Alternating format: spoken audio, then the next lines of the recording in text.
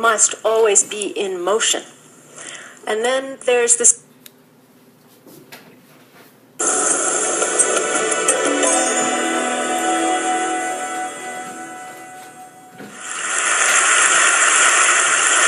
I was about 10 years old on a camping trip with my dad in the Adirondack Mountains, a wilderness area in the northern part of New York State.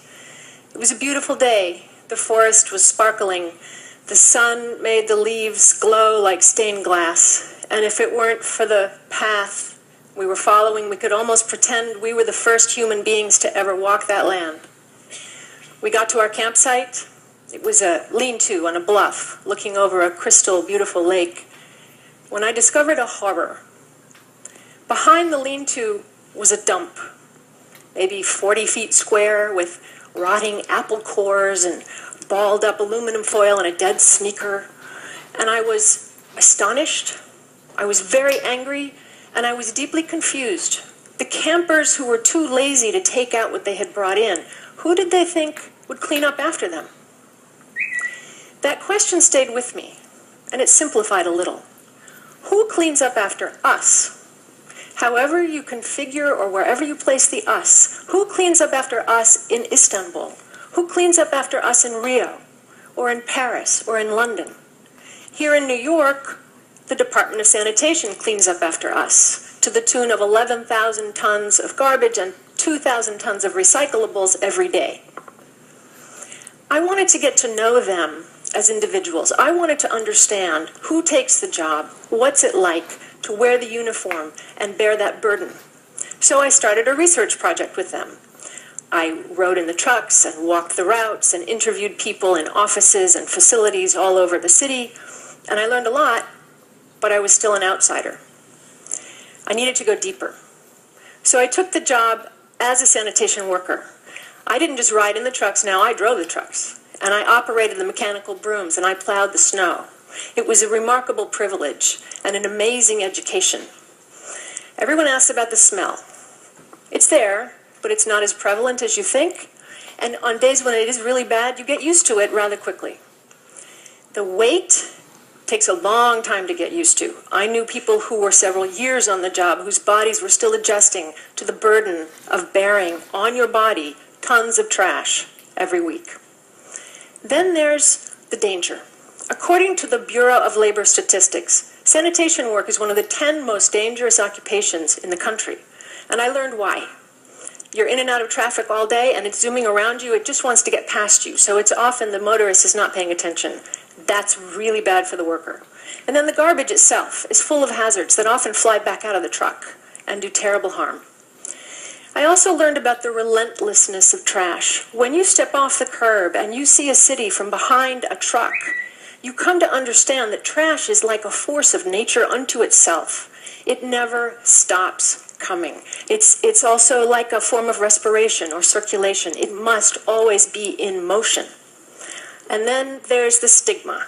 You put on the uniform and you become invisible until someone is upset with you for whatever reason, like you've blocked traffic with your truck, or you're taking a break too close to their home, or you're drinking coffee in their diner, and they will come and scorn you and tell you that they don't want you anywhere near them.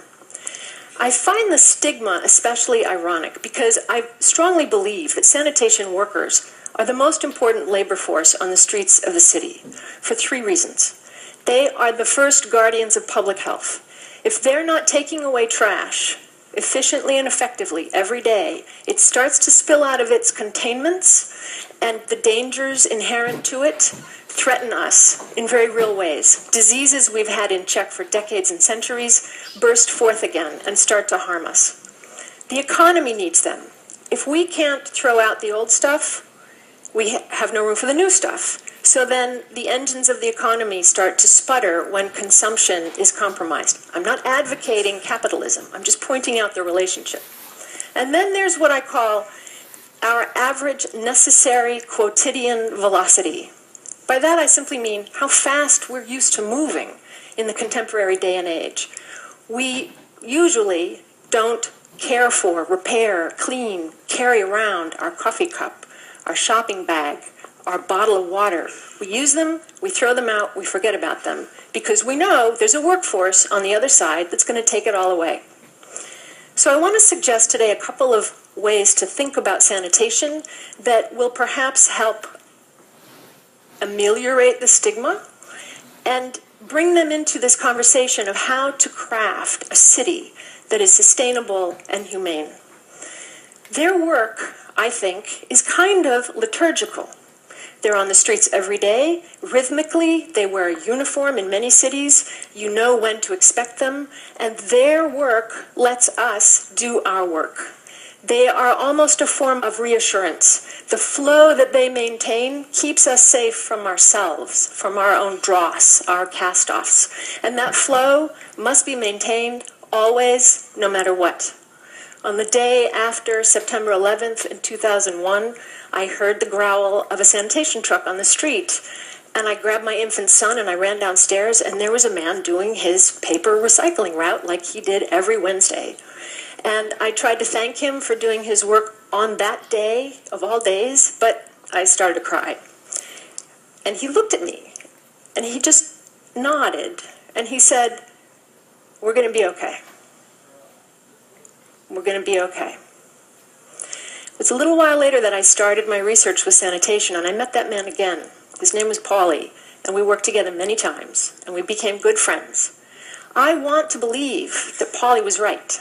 We are going to be okay.